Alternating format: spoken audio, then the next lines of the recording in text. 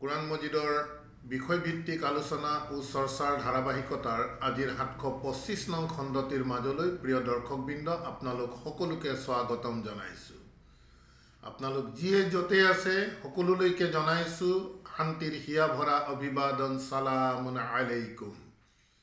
মহান আল্লাহে যেন সকলোকে শান্তিৰে ৰাখক, কুশলে ৰাখক আৰু বিশেষভাৱে আমাৰ ইহকাল তথা পৰকাল কল্যাণময় হবৰ বাবে আল্লাহ সুবহানাহু তাআলাই যি পথৰ নিৰ্দেশনা হিচাপে কোৰআন মজিদ আমাৰ মাজলৈ প্ৰেৰণ কৰিছে সেই কোৰআন মজিদ আমাক বুজি পঢ়াৰ তৌফিক দিয়ক। কোৰআন অনুসৰি আমাৰ জীৱন পৰিচালনা কৰাৰ ক্ষেত্ৰত আল্লাহ সুবহানাহু তাআলা আমাৰ সহায়ক হওক।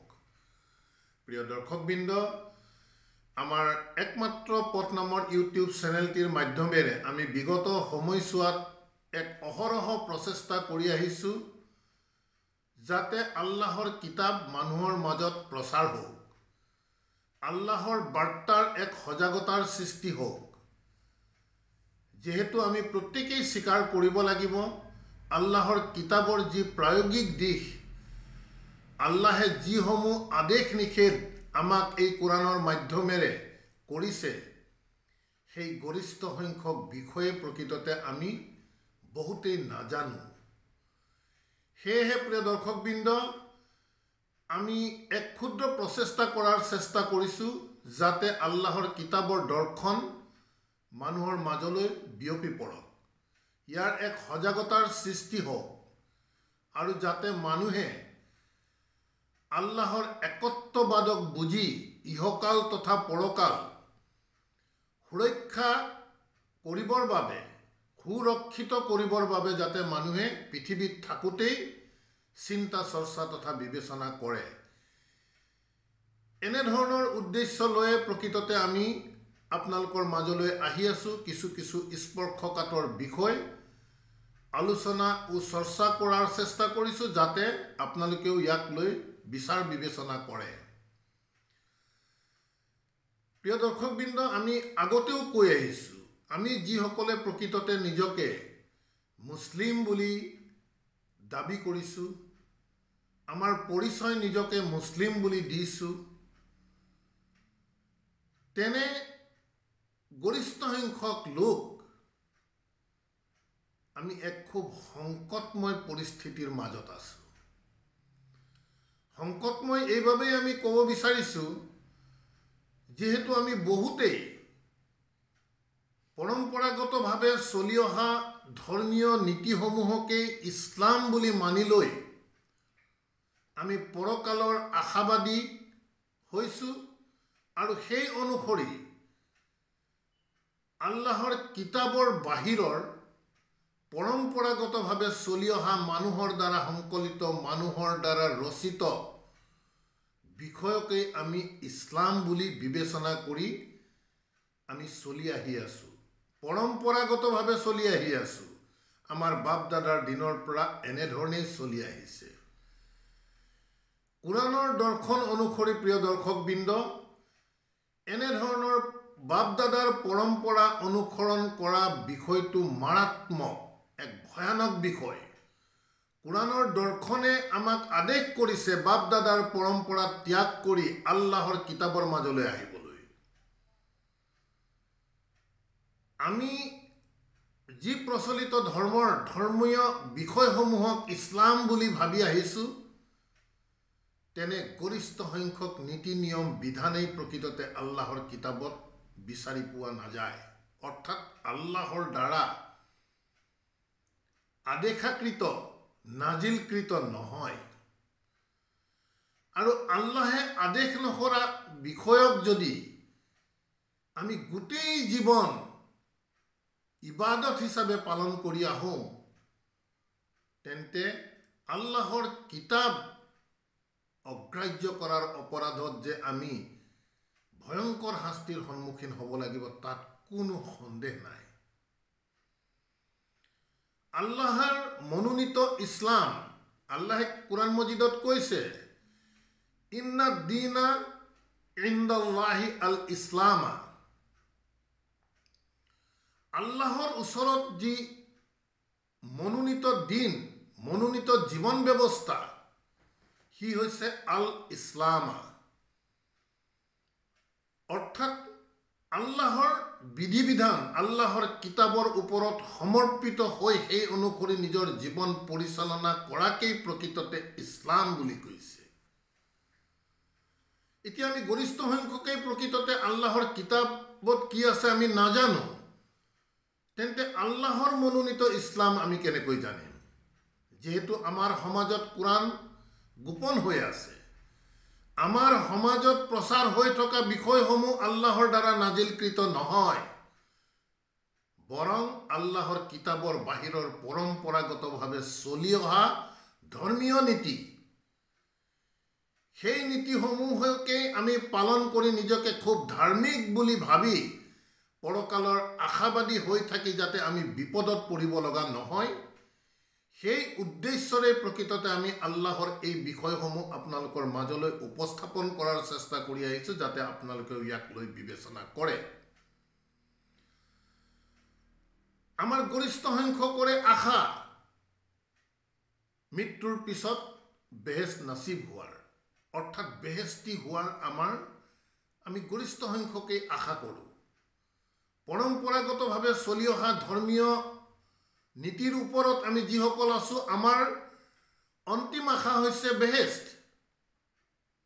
এতিয়া এই বেহেস্ত পাবলৈ হ'লে আমাৰ পৰম্পৰাগতভাৱে চলি অহা যিমান ধৰণৰ ধৰ্মীয় নীতি, প্ৰচলিত 5 ওয়াক্ত নামাজেই হওক, ঈদ উল ফিতৰৰ নামাজেই হওক, ঈদ উল আজহাৰ নামাজেই হওক, শবে বৰাত হওক, ইত্যাদি ইত্যাদি যিসমূহ আমি ধৰ্মীয় বিষয় পালন কৰি আহিছোঁ, সেই ধৰ্মীয় বিষয়সমূহ যেহেতু আল্লাহৰ কিতাপত নাই, সেয়েহে আমি নিশ্চিতভাৱে বিষয়টো চিন্তা কৰিব লাগিব যে আল্লাহৰ মনোনীত দিন বুলি যাক আমি ভাবি চলি আহি আছোঁ, সেই দিন যেহেতু আল্লাহৰ কিতাপত নাই, তেন্তে আল্লাহৰ উপৰিও আমি আন কাৰোবাৰ আদেশ মানি চলি আহি আছোঁ নেকি? আল্লাহৰ উপৰি আনৰ আদেশ মনাটোৱেই হৈছে আল্লাহৰ সৈতে শিৰ্ক কৰা। কোৰাণ মজিদত আল্লাহে উল্লেখ কৰিছে, অক্ষমনীয় অপৰাধ হৈছে শিৰ্ক। আল্লাহৰ সৈতে আনৰ কথা, আনৰ আদেশক মান্যতা প্ৰদান কৰাটোৱেই হৈছে শিৰ্ক, আল্লাহৰ সৈতে এছ'চিয়েট কৰা। সেয়েহে প্ৰিয় দৰ্শকবৃন্দ, আমি বিষয়সমূহ সাধ্যানুসৰি আমি স্পষ্টৰে ক'ব বিচাৰি আছোঁ যে আমাৰ পৰম্পৰাগতভাৱে যি ইছলাম আমি পালন কৰি আহিছোঁ, এই ধৰ্মীয় নীতি নিয়ম আল্লাহৰ দ্বাৰা মনোনীত, আল্লাহৰ দ্বাৰা নাজিলকৃত নহয়। গতিকে এনে নীতি নিয়মৰ ওপৰত আমি চলি থাকি জান্নাতৰ আশাবাদী হোৱাটো প্ৰকৃততে মূৰ্খামিৰ বাদে আন একো নহয়। এই সন্দৰ্ভত আল্লাহ সুবহানাহু ওয়া তাআলাই আমাক কি কৈছে তাৰ কিছু তথ্য দিবৰ বাবে আমি আপোনালোকক আমন্ত্ৰণ জনাইছোঁ কোৰাণ মজিদৰ 12 নং সূৰাৰ 40 নং আয়াতটিৰ মাজলৈ। প্ৰিয় দৰ্শকবৃন্দ, আমি খুব দাৰ্শনিকভাৱে কোৰাণ বুজিব লাগিব, কোৰাণৰ মূল দৰ্শন বুজিব লাগিব, আল্লাহে কি কৈছে। আমি সদায় কৈ আহিছোঁ, কোৰাণ পঢ়ি সৱাব অৰ্জন কৰাৰ বিষয় নহয়।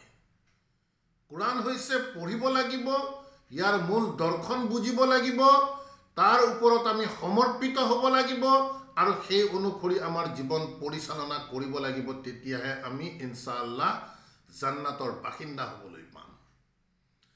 আমাৰ পৰম্পৰাগতভাৱে চলি অহা ধৰ্মীয় নীতিসমূহৰ ওপৰত আমি চলি থাকি জান্নাতি হোৱাৰ আশা কৰাটো প্ৰকৃততে কোৰাণৰ দৃষ্টিত এক মূৰ্খামি। যেহেতু আল্লাহে এই কিতাপৰ বাহিৰৰ কোনো আউলিয়াৰ কথা মানি চলিবলৈ আমাক মানা কৰিছে, সেয়েহে আমি বুজাৰ চেষ্টা কৰিব লাগিব কোৰাণৰ আয়াতসমূহ। কোৰআনৰ দৰ্শনে আমাক স্পষ্ট কৰিছে যে জান্নাতি হ'বলৈ আল্লাহে কেনে ধৰণৰ শৰ্ত দাঙি ধৰিছে। যেহেতু আমি গৰিষ্ঠ সংখ্যকে আশাবাদী জান্নাতি হোৱাৰ, গতিকে আল্লাহৰ ঘোষণা আমি জানিব লাগিব যে জান্নাতি হোৱাৰ আল্লাহে কি শৰ্ত দিছে আমাক। আমি ভাবি আছো যে 5 ওয়াক্ত নামাজ পঢ়া, ঈদৰ নামাজ পঢ়া, ঈদুল আজহাৰত আমি ডাঙৰ কুৰবানী দিয়া ইত্যাদি ইত্যাদি যিসমূহ আমি প্ৰচলিত ধৰ্মীয় নীতিৰ কাম কৰি আহিছোঁ, সেইসমূহেই হৈছে জান্নাতি হোৱাৰ শৰ্ত। কোৰআন মজিদত এনে ধৰণৰ কোনো কথাই উল্লেখ কৰা নাই, বৰং জান্নাতি হোৱাৰ শৰ্ত আল্লাহে গোটেই কোৰআন মজিদতে বিস্তৃতভাৱে একেটা কথাই বাৰম্বাৰ কৈ আহিছে। গতিকে ইনশাআল্লাহ সেই দিশবোৰো আমি আপোনালোকক দাঙি ধৰাৰ চেষ্টা কৰিম। যেহেতু আমাৰ সকলোৰে আশা জান্নাতি হোৱাৰ, গতিকে আল্লাহৰ কথাৰে আমি বুজিব লাগিব যে জান্নাতি হ'বলৈ হ'লে আমি কি কৰিব লাগিব। আমি ভাবিহে আছো 5 ওয়াক্ত নামাজ পঢ়িব লাগিব, আমি ভাবিহে আছো ঈদত আমি কুৰবানী দিব লাগিব, আমি ভাবিহে আছো নতুন কাপোৰ পিন্ধিব লাগিব, সবে বৰাদত হালুৱা ৰুটি বিলাব লাগিব ইত্যাদি ইত্যাদি বিভিন্ন ধৰণৰ পৰম্পৰাগতভাৱে চলি অহা নীতিসমূহ পালন কৰিলে আমি ভাবি আহি আছো আমি জান্নাতি হ'ম। কোৰআনে কিন্তু তেনে ধৰণৰ ধৰ্মীয় নীতি জান্নাতৰ কোনো শৰ্ত হিচাপে দিয়া নাই, বৰং জান্নাতৰ শৰ্ত আল্লাহ সুবহানাহু তাআলাই বিভিন্ন আয়াতত স্পষ্ট কৰিছে। ইনশাআল্লাহ এই দিকসমূহ আমি আপোনালোকৰ মাজত দাঙি ধৰাৰ চেষ্টা কৰিম, যাতে আপোনালোকেও বিষয়বস্তুৰ মূল তত্ত্ব বিবেচনা কৰাৰ চেষ্টা কৰক। প্ৰথমতে আমি আপোনালোকক 12 নং সূৰাৰ 40 নং আয়াতটিৰ মাজলৈ এইভাবে টানি আনিব বিচাৰিছো যে আহক কোৰআনে প্ৰকৃততে আমাক নিজৰ পৰিচয় দিয়ায় আমি কি কৰিব লাগে আৰু আমি কি কৰি আছো নিজক চিনি পাবৰ বাবে, নিজৰ স্থিতি বুজিবৰ বাবে আমি কোৰআন বুজিব লাগিব। গতিকে 12 নং সূৰাৰ 40 নং আয়াতলৈ আমি আমন্ত্ৰণ জনাইছো। আহক এই সন্দৰ্ভত আল্লাহ সুবহানাহু তাআলা আমাক কি কৈছে। বিসমি আল্লাহ আর রহমান আর রহিম। 12 নং সূরার 40 নং আয়াতত আল্লাহ সুবহানাহু তাআলা কৈছে যে মা তা'বুদুনা মিন দুনিহি। বিষয়বস্তুৰ প্ৰসংগ আল্লাহে ইউসুফ আলাইহিস সালামৰ ঘটনা প্ৰবাহৰ প্ৰসংগ চলি আহি আছে। কোৰআন বুজিবৰ বাবে, কোৰআনৰ দৰ্শন আমি লবলৈ হলে আল্লাহে যিমান নবী ৰসুলৰ ঘটনা পৰিঘটনা ইয়াত উল্লেখ কৰিছে, এই প্ৰত্যেকবোৰ বিষয় আমি গ্ৰহণ কৰিব লাগিব। সেইভাবে আমি প্ৰত্যেকজন নবী ৰসুলক আমি বিশ্বাসত আনিব লাগিব। কিন্তু দুৰ্ভাগ্যৰ বিষয় আমাক বুজাই থকা হৈছে যে আমি কেৱল সালামুন আলা মুহাম্মদকে বিশ্বাস কৰিব লাগিব বা তেখেতৰ কৰ্মৰাজিকে আমি অনুকৰণ কৰিব লাগিব। নহয়, কোৰআন মজিদত আল্লাহ সুবহানাহু তাআলা উসওয়াতুন হাসানা উত্তম আদৰ্শ বুলি বাই নেম কৈছে ইব্ৰাহিম আলাইহিস সালাম। এই কথাবোৰটো আমি অস্বীকাৰ কৰিব নোৱাৰিম, কোৰআনৰ আয়াত হয়। গতিকে 12 নং সূৰাৰ 40 নং আয়াতত আল্লাহ সুবহানাহু তাআলা যি কথা বতৰাসমূহ কৈছে ইউসুফ আলাইহিস সালামৰ সন্দৰ্ভত, গতিকে এই মেছেজও আমাৰ বাবে, যেহেতু গোটেই কোৰআন মজিদ সমগ্ৰ মানৱ জাতিৰ পথৰ নিৰ্দেশনা হিচাপে আল্লাহে প্ৰেৰণ কৰিছে, আৰু কোনো এটা কথা কেৱল আমাক ভাল লগাবৰ কাৰণে কাহিনী শুনোৱা নাই। প্ৰত্যেকটো আল্লাহৰ কাহিনীৰ মাজত আমাৰ বাবে মেছেজ আছে। গতিকে 40 নং আয়াতত আল্লাহ সুবহানাহু তাআলা কৈছে যে মা তা'বুদুনা মিন দুনিহি। মিন দুনিহি, হি দি আল্লাহক বুজাইছে, অৰ্থাৎ আল্লাহৰ উপৰিও তোমালোকে আন একো ইবাদত কৰা নাই। ইল্লা, এক্সেপ্ট তোমালোকে ইবাদত কৰিছা আসমাআন, কিছু নামৰ উপাসনা কৰিছা বা কিছু নামৰ ইবাদত কৰিছা। মন কৰিব,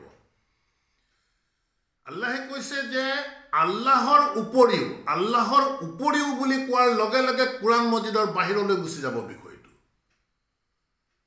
আল্লাহৰ ইবাদতৰ বিষয়বস্তু কেৱল কোৰআন মজিদত সন্নিৱিষ্ট হৈ আছে। গতিকে মিন দুনিহি তেওঁৰ উপৰিও, গতিকে আমি কিছু যদি বিশ্লেষণ কৰোঁ তেন্তে আমাৰ নিজৰ পৰিচয় আমি ইয়াত পাই যাম যে আল্লাহৰ উপৰিও আমি কিহত গৈ আছোঁ। পৰম্পৰাগতভাৱে চলি অহা ধৰ্মনীতিয়ে আমাক কোনসমূহ গ্ৰন্থক দেখুৱাই আছে, আমি সামান্যভাৱে চিন্তা কৰিলে ওলাই পৰিব। গতিকে আল্লাহে কৈছে যে তোমালোকে আল্লাহৰ উপৰিও আন একো ইবাদত কৰা নাই, ইল্লা আসমা আন, কেৱল কিছু নামৰ উপাসনা কৰিছা, সাম্মাই তুমুহা, আৰু সেইবোৰৰ নামাকৰণ কৰিছা, আন্তুম তোমালোকে, ৱা আবাউকুম আৰু তোমালোকৰ পূৰ্বপুৰুষসকলে। গতিকে চাওক, পৰম্পৰাৰ বিষয়টো ইয়াত সোমাই আহিছে। আমি কোৰআন মজিদৰ বাহিৰত আমি যিমান ধৰণৰ ধৰ্মীয় ইবাদত কৰি আছো, সেই ইবাদতসমূহ আল্লাহে কৈছে তোমালোকে দি লোৱা কিছু নামৰ ইবাদত কৰি আছা। ঈদ উল আজহাৰ, ঈদ উল জুহা, এনেধৰণৰ কোনো শব্দই কোৰআন মজিদত উল্লেখ পোৱা নাই। ঈদ শব্দ উচ্চাৰণ আল্লাহে উল্লেখ কৰিছে বিভিন্ন প্ৰসংগত, বিভিন্ন ভংগীমাত, কিন্তু ঈদ উল আজহাৰ, ঈদ উল জুহা, সবে বৰাত বা আমাৰ বিভিন্ন প্ৰচলিত ধৰ্মীয় যিসমূহ নীতি, শতকৰা 2.5% হাৰত আমি জাকাত প্ৰদান কৰিব লাগিব বছৰি, এই গোটেই বিষয়বস্তুসমূহ সাম্মাই তুমুহা, তোমালোকে নামাকৰণ কৰি লৈছা। এইবোৰ আল্লাহৰ বিষয় নহয়। আমাৰ যি খতনা কৰা যায়, খতনাৰ বিষয় কোৰআন মজিদত ক'তো উল্লেখ নাই। গতিকে এই খতনা আমি নামাকৰণ কৰি লোৱা বিষয়, সেই দিশটোৱে আল্লাহে কৈছে যে যি তোমালোকে ইবাদত কৰিছা আল্লাহৰ উপৰিও, এইবোৰ আন একো কৰা নাই, কেৱল কিছু নামৰ, আৰু সেই নামসমূহৰ নামাকৰণ কৰিছা তোমালোকেই, ৱা আবাউকুম আৰু তোমালোকৰ পিতৃপুৰুষসকলে, পূৰ্বপুৰুষসকলে, মা আনজালাল্লাহু বিহা মিন চুলতানিন, মন কৰিব, স্বয়ং আল্লাহে কৈছে যে মা আনজালাল্লাহু, যে আল্লাহে নাজিল কৰা নাই, বিহা, এই বিষয়বোৰৰ সৈতে। কোনবোৰ বিষয়? কোৰআন মজিদৰ বাহিৰৰ যিমান ধৰণৰ আমাৰ ইবাদত আছে, প্ৰচলিত 5 ওয়াক্ত নামাজ, খামসাস সালাৱাত কোৰআন মজিদৰ ক'তো নাই। সুন্নত নামাজ, ফৰজ নামাজ, নফল নামাজ, তাহাজ্জুদ নামাজ, কোৰআন মজিদৰ ক'তো উল্লেখ নাই এনেধৰণেৰে। তেন্তে এইবোৰৰ নামাকৰণ কোনে কৰিছে? সাম্মাই তুমুহা আন্তুম ৱা আবাউকুম, এইবোৰৰ নামাকৰণ তোমালোকে কৰিছা আৰু তোমালোকৰ পূৰ্বপুৰুষসকলে কৰিছে। আল্লাহৰ উপৰিও এইবোৰ ধীৰ সুস্থিৰে চিন্তা কৰিব লাগিব। প্ৰিয় দৰ্শকবৃন্দ, আমি আয়াতসমূহক লৈ আল্লাহে কৈছে যে মা আনজালাল্লাহু, আল্লাহে নাজিল কৰা নাই, বিহা, এই নামাকৰণেৰে তোমালোকে যিসমূহ আল্লাহৰ উপৰিও ইবাদত কৰিছা সেইবোৰৰ সন্দৰ্ভত, মিন চুলতানিন, কোনো দলিলেই নাই। তোমালোকক আল্লাহৰ ফালৰ পৰা কোনো দলিলেই নাজিল হোৱা নাই। ঈদ উল জুহা, ঈদ উল আজহাৰ বা ইত্যাদি ইত্যাদি বিভিন্ন ধৰণৰ আমাৰ যিমান ধৰ্মীয় পৰম্পৰা আছে, টুপি পিন্ধিব লাগে, দীঘল দাড়ি ৰাখিব লাগে, জুব্বা পিন্ধিব লাগে, টাকনুৰ ওপৰত কাপোৰ পিন্ধিব লাগে, 5 ওয়াক্ত নামাজ পঢ়িব লাগে, এনেধৰণে আজান দি মানুহক নামাজত মাতিব লাগে, ইকামত দিব লাগে, ইত্যাদি ইত্যাদি কোনো বিষয় কোৰআন মজিদত নাই। আল্লাহে কৈছে সাম্মাই তুমুহা, এইবোৰৰ নামাকৰণ তোমালোকে কৰি আছা আল্লাহৰ উপৰিও ইবাদত। গতিকে আল্লাহে কৈছে যে এইবোৰৰ সন্দৰ্ভত আল্লাহে কোনো ধৰণৰ চুলতান, কোনো ধৰণৰ দলিলেই নাজিল কৰা নাই। লগে লগে কৈছে, মন কৰিব, ইনিল হুকমু ইল্লা লিল্লাহ, সেই হুকুমেই নহয়। তোমালোকে যিবোৰ আল্লাহৰ উপৰিও তোমালোকে নামাকৰণ কৰি আছা, সেইবোৰ হুকুমেই নহয়, ইল্লা লিল্লাহ, একমাত্ৰ আল্লাহৰ পৰা যিবোৰ আহিছে, অৰ্থাৎ কোৰআন মজিদৰ হুকুমেহে হুকুম। আমাৰা আল্লাহে আদেশ কৰিছে আল্লাহ তা'বুদু, যে তোমালোকে গোলামি নকৰিবা, ইবাদত নকৰিবা, ইল্লা আইয়াহু এক্সেপ্ট তেওঁৰ বাদে অৰ্থাৎ আল্লাহৰ বাদে কাৰো ইবাদত নকৰিবা গোলামী নকৰিবা গতিকে আল্লাহে ইয়াৰ আগত ক'লে ইনিল হুকমু ইল্লা লিল্লাহ সেই হুকুম সেই আদেশেই নহয় ইল্লা লিল্লাহ এক্সেপ্ট যিটো আল্লাহৰ পৰা আহিছে গতিকে আল্লাহৰ ইবাদত কৰিবলৈ হ'লে আল্লাহৰ কিতাপৰ আমি তিল পৰিমাণৰ আমি বাহিৰত যাব নোৱাৰিম এই কথা বতৰাবোৰ আমি চিন্তা কৰিবৰ হ'ল প্ৰিয় দৰ্শকবৃন্দ অন্যথা কিন্তু বিপদ অনিবাৰ্য কোৰাণ মজিদে স্পষ্ট কৰিছে আমাৰ নিজস্ব মতামত নহয় সেয়েহে আমি বিষয়বস্তুসমূহক স্পৰ্শকাতৰ বুলি বিবেচনা কৰাৰ বাবেই আপোনালোকৰ মাজলৈ চৰ্চাৰ বাবে দাঙি ধৰাৰ চেষ্টা কৰিছোঁ আল্লাহে কৈছে ইনিল হুকমু ইল্লা লিল্লাহ তুমি যিমান ঈদৰ নামাজ পঢ়া যিমান তাৰাবি নামাজ পঢ়া এইবোৰ আল্লাহে কৈছে হুকুমেই নহয় তেন্তে এনে ধৰণৰ হুকুমৰ মাজত আমাৰ জীৱন অতিক্ৰম কৰি প্ৰিয় দৰ্শকবৃন্দ আমি জান্নাতি আশা কৰাটো আমাৰ মূৰ্খামি নে আন কিবা সেইটো আপোনালোকৰ বিবেচনাৰ বিষয় গতিকে আল্লাহে কৈছে আমাৰা তেখেতে আদেশ কৰিছে আল্লাহ তা'বুদু ইল্লা আইয়াহু যে তোমালোকে কাৰো কথা নুশুনিবা কাৰো গোলামী নকৰিবা কাৰো ইবাদত নকৰিবা একমাত্ৰ তেওঁৰ বাদে জালিকা দীনুল কাইয়িমা সেইটোৱেই হৈছে সুপ্ৰতিষ্ঠিত জীৱন ব্যৱস্থা তোমালোকৰ বাবে মন কৰক ইমান সুন্দৰকৈ আল্লাহে এক্সপ্লেইন কৰিছে বিষয়বোৰ কোৰাণৰ আদেশ নিষেধৰ সমূহৰ ওপৰত নিজৰ জীৱন ষ্টেণ্ড কৰি ৰখাটোৱেই হৈছে দীনুল কাইয়িমা ওয়ালাকিন্না আকসাৰান নাস লা ইয়ালামুন বৰং এই কথা বতৰাসমূহ গৰিষ্ঠ সংখ্যক মানুহেই নাজানে জানিব কেনেকৈ কোৰাণ পঢ়িব লাগিব কোৰাণ বুজাৰ চেষ্টা কৰিব লাগিব তেতিয়াহে এনে ধৰণৰ কথা বতৰাসমূহ আমি বুজি পাম কোৰাণে আমাক নিজক পৰিচয় দিব আমি কি কৰি আছো এনে ধৰণৰ আয়াতসমূহ বিশ্লেষণাত্মক দৃষ্টিভংগীৰে যদি চাওঁ তেন্তে আমি ক'ত আছো আমি নিজে নিজৰ পৰিচয় পাম আশা কৰোঁ প্ৰিয় দৰ্শকবৃন্দ এনে ধৰণৰ বিষয়সমূহক চিন্তা চৰ্চাৰ আওতালৈ আনক আন এটি বিষয় আমি আপোনালোকক কৈছোঁ যে আমাৰ যি পৰম্পৰাগতভাৱে ধৰ্মীয় বিশ্বাস যে আমি 5 ওয়াক্ত নামাজ পঢ়িব লাগিব আমি ঈদৰ নামাজ পঢ়িব লাগিব ইত্যাদি ইত্যাদি যিমান ধৰণৰ ধৰ্মীয় নীতি এইসমূহ কৰিলে আমি জান্নাত পাম আমি পুনৰ স্পষ্ট কৰিছোঁ এনে ধৰণৰ কোনো শৰ্ত আল্লাহ সুবহানাহু ওয়া তাআলাই দিয়া নাই বৰং জান্নাতি হোৱাৰ শৰ্ত আল্লাহ সুবহানাহু ওয়া তাআলাই গোটেই কোৰাণ মজিদত স্পষ্ট কৰি দিছে গতিকে হক তাৰো 2-4টা তথ্য আমি আপোনালোকক লৈ যাব বিচাৰিছোঁ কোৰাণ মজিদৰ প্ৰথমতে আমি নিব বিচাৰিছোঁ আপোনালোকক সূৰা আল বাকাৰাৰ 82 নং আয়াত মন কৰিব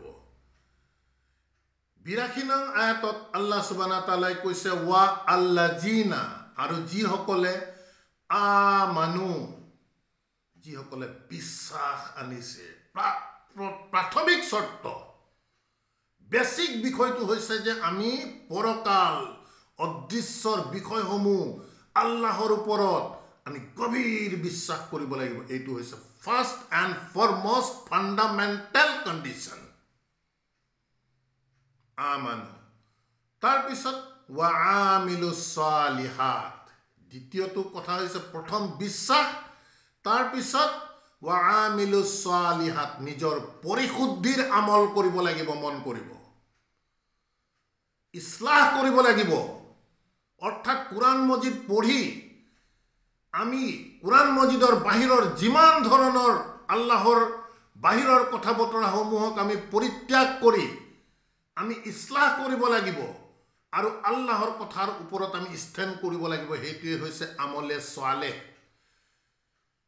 গতিকে প্ৰথম শৰ্ত বিশ্বাস গভীৰ তাৰ পাছত ওয়া আমিলুস সালিহাত আৰু তেওঁলোকে নিজ পৰিশুদ্ধিৰ কৰ্ম কৰিব লাগিব কোৰাণক মাধ্যম হিচাপে লৈ উলাইকা এনে ধৰণৰ লোকসকলে আসহাবুল জান্নাত মন কৰক এই লোকসকলে হৈছে জান্নাতৰ অধিকাৰী জান্নাতৰ সংগী হ'ব জান্নাতত এই লোকসকল থাকিব গতিকে স্পষ্ট হৈ গ'ল আল্লাহৰ কন্ডিশন যে আমি বিশ্বাস গভীৰ কৰিব লাগিব আৰু আল্লাহৰ কিতাবৰ অনুসৰি আমাৰ নিজৰ পৰিশুদ্ধ কৰিব লাগিব, সৎকৰ্ম কৰিব লাগিব, সদায় ভালৰ ওপৰত আমি থাকিব লাগিব, ভাল কৰ্ম কৰিব লাগিব। হুম ফিহা খালিদুন, আৰু সেই জান্নাতত তেওঁলোক অনন্ত কালৰ বাবে থাকিব। আহক আৰু আপোনালোকক আমি তথ্য দিব বিচাৰি আছো, আমি লৈ যাব বিচাৰিছো কোৰআন মজিদৰ 31 নং সূৰা লুকমানৰ 8 নং আয়াত চাওক। এটাই কন্ডিশন দিয়া আছে গোটেই কোরআন মজিদত। লুকমান সূরা লুকমান 31 নং সূরার 8 নং আয়াত মন কৰক। 8 নং আয়াতত আল্লাহে কৈছে যে ইন্না, নিশ্চয়তা দি কৈছে ইন্না আল্লাযিনা আমানু, নিশ্চয় যিসকলে বিশ্বাস কৰিছে, ওয়া আমিলুস সালিহাত, আৰু নিজ পৰিশুদ্ধিৰ কাম কৰিছে, সৎকৰ্ম কৰিছে, বেয়া পৰিত্যাগ কৰি আল্লাহে দেখুৱা সৎ মানুহ হৈছে। সৎকৰ্মৰ অৰ্থ কি? মিছা কথা ক'ব নোৱাৰিম, জিনা কৰিব নোৱাৰিম, ওজনত হেৰফেৰ কৰিব নোৱাৰিম, আনৰ গিবত কৰিব নোৱাৰিম, ইত্যাদি ইত্যাদি। ইতিমধ্যে আমি আপোনালোকক ভিডিঅ' দিছোঁ। আল্লাহে যিমান ধৰণৰ সৎকৰ্ম কোৰআন মজিদত দেখুৱাইছে, এই গোটেই সৎকৰ্মসমূহ নিজৰ জীৱনত আনিব লাগিব। ই হৈছে জান্নাতি হোৱাৰ চৰ্ত। ক'তো লিখা নাই যে 5 ওয়াক্ত নামাজ জান্নাতি হোৱাৰ চৰ্ত, কোনেও দেখুৱাব নোৱাৰে কোৰআন মজিদত। ঈদৰ নামাজ, ওয়াজিব নামাজ পঢ়িবই লাগিব জান্নাত পাবলৈ, কোনেও দেখুৱাব নোৱাৰে। ডাঙৰ গৰু কুৰবানি দি দুখীয়া নিচলাৰ মাজত বিলাই দিব লাগিব, কোনেও দেখুৱাব নোৱাৰিব। গতিকে প্ৰিয় দৰ্শকবৃন্দ, বিষয়বস্তুৰ চিন্তাৰ আওতালৈ আনক। আল্লাহে কণ্ডিশ্যন স্পষ্ট কৰিছে, কিন্তু আমাৰ লক্ষ্য আৰু উদ্দেশ্য জান্নাত পোৱাৰ। গতিকে সেই দিশটো আমি বুজিব লাগিব আল্লাহ সুবহানাহু ওয়া তাআলাই জান্নাত পাবলৈ আমাক কেনে ধৰণৰ চৰ্ত দিছে। গতিকে কৈছে ইন্না, নিশ্চয় আল্লাযিনা আমানু ওয়া আমিলুস সালিহাত লাহুম জান্নাতুন নাঈম, সেই লোকসকলৰ বাবেহে আছে খুব নিয়ামতপূৰ্ণ জান্নাত। গতিকে কণ্ডিশ্যন কি কৈছে চাওক। আহক আমি পুনৰ আপোনালোকক লৈ যাব বিচাৰিছোঁ 30 নং সূৰা ৰোম। আমি 30 নং সূরা আর রোমর 15 নং আয়াত চাওক। 15 নং আয়াতত আল্লাহ সুবহানাহু ওয়া তাআলা কৈছে ফা আম্মা আল্লাযিনা, গতিকে যিসকলে আমানু, যিসকলে গভীৰ বিশ্বাস কৰিব আল্লাহৰ কথা বতৰা সমূহৰ ওপৰত, ওয়া আমিলুস সালিহাত, আৰু নিজ পৰিশুদ্ধিৰ কাম কৰিব, নিজক পৰিশুদ্ধ কৰিব, সকলো ধৰণৰ অপকৰ্ম ফাহিশা ত্যাগ কৰি আল্লাহে দেখুৱা কথা বতৰাৰ ওপৰত ষ্টেণ্ড কৰিব, সালাত কায়েম কৰিব, সেই লোকসকলৰ বাবে ফাহুম, গতিকে সিহঁত ফি ৰাউদাতিন ইউহবাৰুন, গতিকে সিহঁতে খুব সুখ শান্তিৰ জান্নাতত থাকিব। সূৰা ৰোমৰ আহক 45 নং একেটি সূৰাৰে আমি 45 নং আয়াতৰ মাজলৈ আপোনালোকক নিব বিচাৰিছোঁ। আল্লাহে 44 নং আয়াতত কৈছে যে মান কাফাৰা, আৰু যিয়ে অগ্ৰাহ্য কৰিব, অবিশ্বাস কৰিব, ফাআলাইহি কুফৰাহু, গতিকে তেখেতৰ সেই অগ্ৰাহ্য তেওঁৰ বিৰুদ্ধেই যাব। ওয়ামান আমিলা সালিহান, আৰু যিয়ে সৎকৰ্ম কৰিব, পৰিশুদ্ধিৰ কাম কৰিব, ফালি আনফুসিহিম ইয়ামহাদুন, গতিকে তেওঁ নিজৰ বাবে প্ৰকৃততে সুখ শান্তিৰ সুখ সজ্জাৰ ৰচনা কৰিলে, ব্যৱস্থা কৰিলে। তাৰ পিছৰ আয়াতত কৈছে লিয়াজিয়া, যাতে পূৰ্ণ কৰিব পাৰে আল্লাযিনা আমানু, যিসকলে বিশ্বাস আনিছে, ওয়া আমিলুস সালিহাতি, আৰু নিজ পৰিশুদ্ধিৰ কৰ্ম কৰিছে, মিন ফাদলিহি, আল্লাহে যাতে পূৰ্ণ কৰিব পাৰে, মিন ফাদলিহি, তেখেতৰ কৰুণাৰ পৰা। ইন্নাহু, নিশ্চয় তেওঁ, লা ইউহিব্বুল কাফিৰিন, তেখেতে অগ্ৰাহ্যকাৰীসকলক কেতিয়াও ভাল নাপায়। প্ৰিয় দৰ্শকবৃন্দ, এনেধৰণৰ অসংখ্য আমি বহুতো তথ্য ইনশাআল্লাহ কোৰআন মজিদত দিব পাৰোঁ। সময়ৰ অসুবিধাৰ বাবে আমি গোটেইবোৰ দাঙি ধৰিব পৰা নাই। আপোনালোকে কাছাছৰ 84 চাব, আনকাবুদৰ 7 চাব, আনকাবুদৰ 58 চাব, আনকাবুদৰ 69 চাব, ৰুমৰ 15:45 আমি দেখুৱালোঁ, লুকমানৰ 8 দেখুৱালোঁ, সাজাদাৰ 12:19 চাব, আহজাবৰ 31 চাব, সাবাৰ 4 and 37 চাব, ফাতিৰৰ 7:37 চাব, সাফাতৰ 80, 110, 121, 131 এনে ধৰণৰ গোটেই কুৰাণ মজিদতে প্ৰকৃততে আল্লাহে বিস্তাৰিতভাৱে ঘোষণা কৰিছে যে জান্নাত পোৱাৰ মূল চৰ্ত হৈছে প্ৰথম চৰ্ত বিশ্বাস, দ্বিতীয় চৰ্ত হৈছে আমলে সালেহ, সৎকৰ্ম।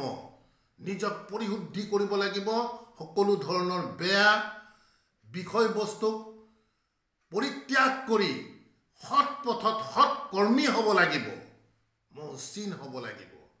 ক'তো কোৱা নাই 5 ওয়াক্ত নামাজ পঢ়িব লাগিব, জান্নাতৰ চাবি নামাজ। এইবোৰ আমাক কুৰাণ মজিদৰ বাহিৰৰ দলিল। আল্লাহে কৈছে এই সন্দৰ্ভত মই কোনো সুলতান নাজিল কৰা নাই, কোনো দলিল নাজিল কৰা নাই। গতিকে প্ৰিয় দৰ্শকবৃন্দ, আমাৰ যেহেতু প্ৰত্যেকৰে লক্ষ্য আৰু উদ্দেশ্য হৈছে জান্নাত লাভ কৰা, গতিকে জান্নাত লাভ কৰাৰ আল্লাহে একমাত্ৰ চৰ্ত দিছে যে বিশ্বাস আৰু সৎকৰ্ম। কোনো ধৰ্মীয় পৰম্পৰাৰ কথা আল্লাহ সুবহানাহু ওয়া তাআলাই চৰ্ত হিচাপে দাঙি ধৰা নাই। এই কথা বতৰাসমূহ আমি কিছু তথ্য সহকাৰে আপোনালোকৰ মাজলৈ বিবেচনাৰ বাবে আগবঢ়ালো। ইনশাআল্লাহ আমি আশা ৰাখিম বিষয়বস্তুৰ গভীৰতাৰ প্ৰতি লক্ষ্য ৰাখি প্ৰত্যেকেই এই বিষয়বস্তুসমূহ চিন্তা চৰ্চাৰ আওতালৈ আনক আৰু কুৰাণৰ দৰ্শন অনুসৰি বাপ দাদাৰ পৰম্পৰা ত্যাগ কৰি আল্লাহৰ পথৰ প্ৰতি আহক আমি প্ৰত্যেকেই সমৰ্পিত হওঁ। আলহামদুলিল্লাহ। ৰব্বি আউযু বিকা মিন হামাজাতি শায়াতিন ওয়া আউযু বিকা ৰব্বি আন ইয়াহদুরুন। রব্বানা আমান্না বিমা আনজালতা ওয়াত্তাবা'না আর-রাসূল ফাকতুবনা মা'আস শাহিদিন ওয়া মা আলাইনা ইল্লাল বালাগ ওয়া মা তাওফীকি ইল্লা বিল্লাহ। সালামুন আলাইকুম।